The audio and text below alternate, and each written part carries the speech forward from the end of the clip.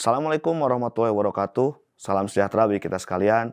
Shalom, Om Swastiastu, Namo Buddhaya, salam kebajikan, Rahayu. Para mahasiswa yang budiman, pada bagian ini saya akan melanjutkan bahasan terkait dengan wawasan Nusantara. Utamanya konsepsi sampai pada asas-asas di dalam wawasan Nusantara.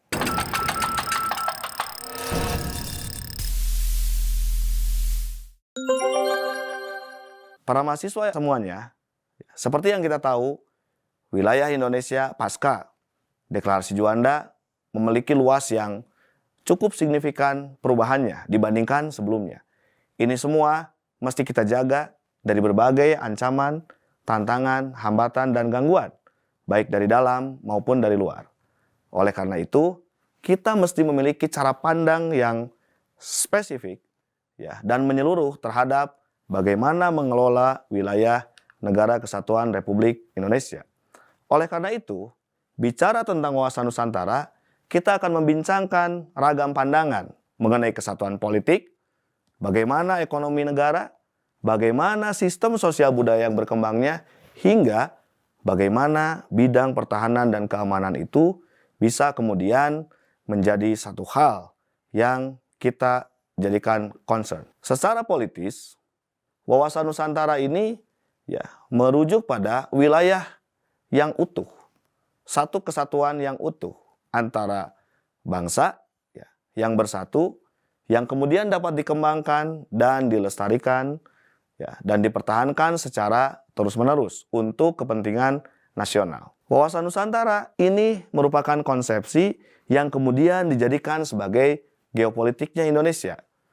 Pembukaan Undang-Undang Dasar 1945 di alinea kedua adalah mewujudkan negara Indonesia yang merdeka, bersatu, berdaulat, adil, dan makmur. Selanjutnya, pada alinea keempat, salah satu tujuan kita mendirikan negara adalah melindungi segenap bangsa Indonesia dan seluruh tumpah darah Indonesia.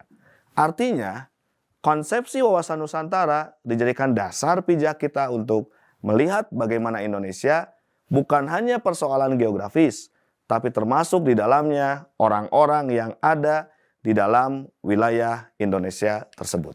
Wawasan Nusantara selanjutnya dijadikan konsepsi politik kenegaraan bangsa Indonesia atau geopolitiknya bangsa Indonesia. Bahwa wilayah, letak, dan geografi suatu negara akan mempengaruhi kebijakan atau politik negara yang bersangkutan. Wawasan Nusantara sebagai cara pandang kita di dalam melihat Indonesia memerlukan satu perspektif ke dalam sekaligus keluar. Ke dalam bagaimana kemudian kita melihat Indonesia dengan segala keragamannya. Keragaman budaya, keragaman etnis, keragaman bahasa, bahkan keragaman cara pandang di dalam melihat Indonesia. Keluar, kita melihat bahwa wilayah Negara Kesatuan Republik Indonesia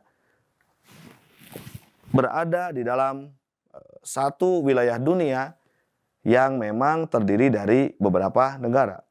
Kita diapit oleh dua benua dan diapit oleh dua samudra. Kemudian laut kita menjadi lalu lintas perdagangan internasional. Ini menunjukkan bahwa Indonesia memiliki posisi yang strategis di dunia oleh karena jalur perdagangan internasional. Namun, di lain pihak, ini pula yang menjadi tantangan. Bagaimana kemudian posisi strategis Indonesia itu diarahkan untuk mencapai kemajuan bangsa Indonesia. Terdapat beberapa asas di dalam wawasan Nusantara. Yang pertama adalah asas kepentingan bersama atau kepentingan nasional. Yang kedua, asas keadilan, asas kejujuran, asas solidaritas, asas kerjasama, dan asas kesetiaan akan komitmen bersama. Keenam asas ini perlu menjadi landas pijak kita di dalam mengelola, mengembangkan, dan mempertahankan Indonesia di tengah percaturan global. Demikian kiranya yang dapat saya sampaikan. Terima kasih. Wassalamualaikum warahmatullahi wabarakatuh.